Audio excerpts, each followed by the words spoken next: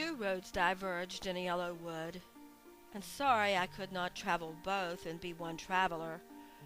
Long I stood and looked down one as far as I could to where it bent in the undergrowth. Then took the other as just as fair, and having perhaps the better claim because it was grassy and wanted wear. Though as for that, the passing there had warned them really about the same. And both that morning equally lay in leaves no step had trodden black. Oh, I marked the first for another day. Yet knowing how way leads on to way, I doubted if I should ever come back.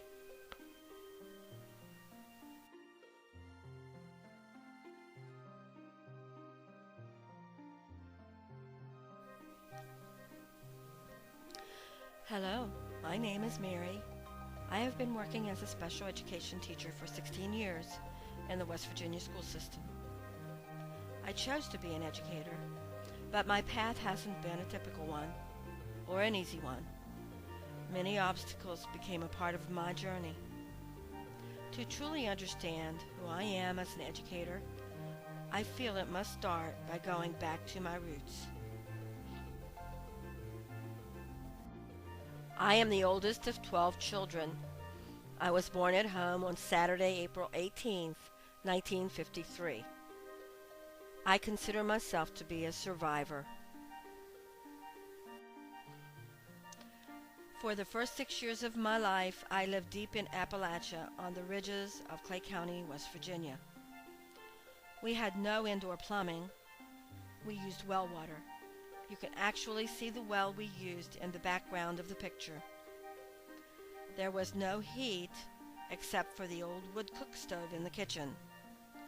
There was no electric until later, and definitely no lawnmower.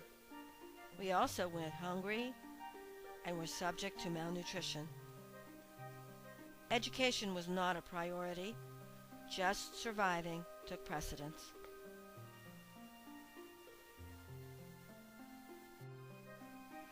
My mother was 19 when she had me. Every year another sibling was added to the struggling family unit. My mother nor any of her family graduated from high school. My father was 29 when I was born. Faced with growing family responsibility, he struggled to find and keep a job. Alcoholism was always an issue. I do recall him working in timber at one point, and was told he also worked in mining coal, but nothing ever lasted. As with my mother, my father did not have a high school diploma either. In August of 1959, when I was just 6 years old, I, along with my 5 siblings, were removed from our home on the ridges of Clay County. We went to live in a foster home in Braxton County, which, as it turns out, was not much better than the life from which we came. These foster parents were no advocates of education.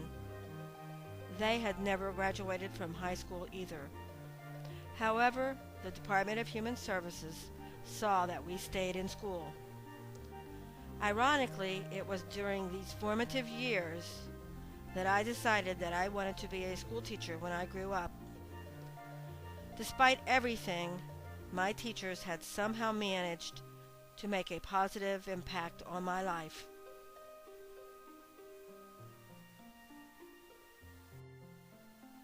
When I was 12, we were moved to another foster home in Braxton County, which is where I lived until I graduated. Again, these were foster parents who had not graduated from high school. They had no strong educational values to pass to me. My desire to go to college and become a school teacher came from my own inner drive to succeed. Teachers also continued to serve as positive role models as I moved through my teenage years.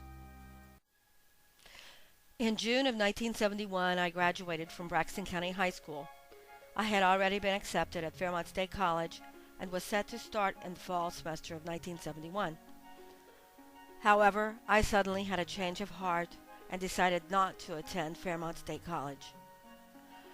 I made the decision to get married instead. I was married on July 11th, 1971. Why I decided that I could not get married and go to college, I still do not know. However, I did continue with the hope in my mind that I would one day get my degree in teaching. I had just put my education on hold. In the ensuing years, I had 3 children, Dale, Laura, and Heather. In 1983, when I turned 30, I decided it was time to make good on my promise to myself to get my degree. After careful thought, I decided to continue with my goal since childhood of becoming a school teacher. I enrolled in Fairmont State College and was accepted in 1984. I was on my way. Despite all the obstacles placed in my path, I managed to graduate summa cum laude in 1987 with a BA in elementary education, grades 1 through 6. As soon as I graduated from Fairmont State College in December 1987, I started substituting in the Lewis County school system. My first substituting job was in a classroom with students with moderate to severe disabilities. My intention had always been to work as an elementary school teacher in regular education. I had never considered working in special education. However, my time substituting in this classroom had instilled a love for working in special education in my heart. I felt I had more to offer the world by working in this area. When they asked me to take the position as the full-time teacher in this classroom, I readily accepted. I truly felt that I was where I was supposed to be. After obtaining this teaching position, I enrolled at West Virginia University in order to pursue a master's in special education in severe multiple disabilities. Sadly for me, in 1992, I lost my job teaching in this position during a riffing process. A teacher at the high school had more years of seniority and took my job away. At this point, I also dropped out of the master's program at West Virginia University. In 1993, I had my youngest daughter, Tierney. I did not return to the educational setting for 6 years.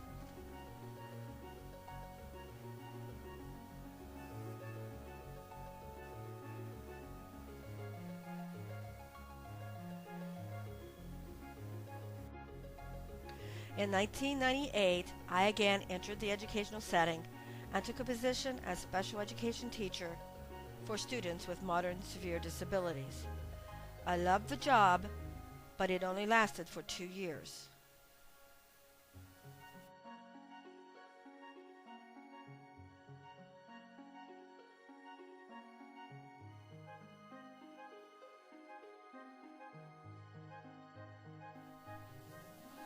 When I took the position at Robert L. Bland Middle School, I was told that I would need to pursue additional special education certification.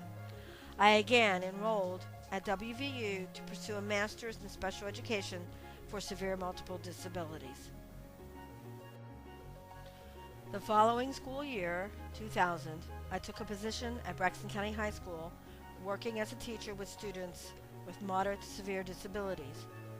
I worked in this setting for 4 years.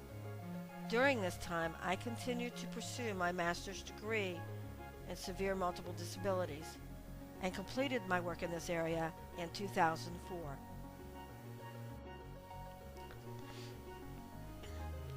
I returned to Lewis County in 2004 and took a position as special education teacher for 5th and 6th grade at Robert L. Bland Middle School. I was told that I would need to return to college to obtain a multi-categorical certification in order to continue to teach in this position. I failed to be able to complete my required hours and so had to resign from my position at the end of the year. Deciding to get my multi-categorical certification, instead of trying to juggle classes with another full-time teaching position, I enrolled at Glenville State College. I received my multi-categorical certification K through 6 in 2009. At the same time that I received my multi-categorical certification, K through 6, I also obtained my endorsement in autism, K through adult. I immediately took an elementary special education teaching position in Gilmer County, working with students with learning disabilities and mild moderate intellectual impairments.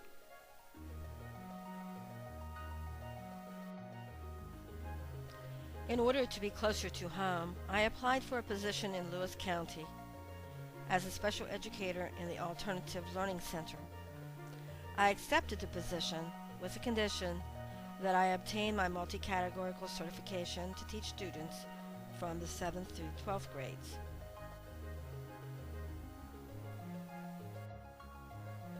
So here I am, full circle, back at Fairmont State University, where I started so long ago, getting yet another certification in order to be able to teach in special education.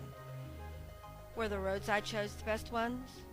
There have certainly been lots of curves and bumps, with the occasional mud hole thrown in along the way. I am 60 years old.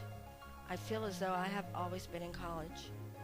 When I am finished with this certification, I will have a master's plus 69. Maybe then I can take a break, just in time to retire.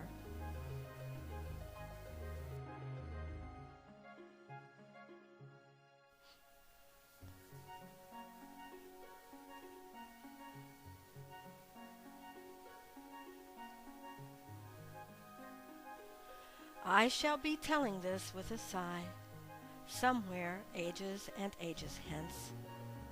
Two roads diverged in a wood, and I took the one less traveled by, and that has made all the difference.